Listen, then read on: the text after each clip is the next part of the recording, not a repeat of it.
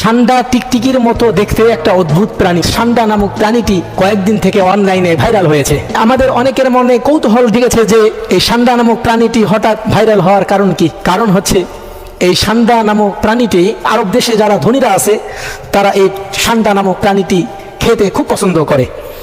তাই বাংলাদেশ সহ বিভিন্ন দেশ থেকে যে সমস্ত প্রবাসী সেই দেশে কাজ করতে যায় তাদেরকে সান্ডা নামক প্রাণীটি ধরার জন্য মরুভূমির মধ্যে পাঠায়। মূলত প্রবাসীরা সান্ডা নামক প্রাণীটি ধরে ধরে কপিলকে খাওয়ানোর জন্য, তাদের মালিককে খাওয়ানোর জন্য নিয়ে আসে। কয়েকদিন থেকে এই প্রবাসীরা মূলত এই সান্ডা নামক প্রাণীটি ধরে তার সঙ্গে ছবি তুলে ভিডিও করে ফেসবুকের মধ্যে, ইউটিউবের মধ্যে ছেড়ে দেয়। সেখান থেকেই মূলত এই প্রাণীটি কয়েকদিন থেকে অনলাইনে ভাইরাল হয়েছে।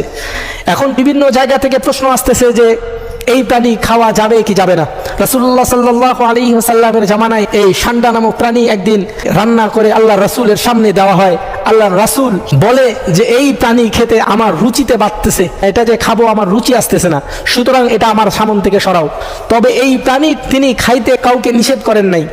সুতরাং সেখান থেকে বোঝা যায় কারো যদি রুচি তাহলে সে এটা খেতে পারে, কোনো সমস্যা নাই। তবে কারো যদি খাওয়ার জন্য রুচি না হয় তাহলে সে খাবে না। আল্লাহ রাব্বুল আলামিন আমাদেরকে বোঝার তৌফিক দান করুক।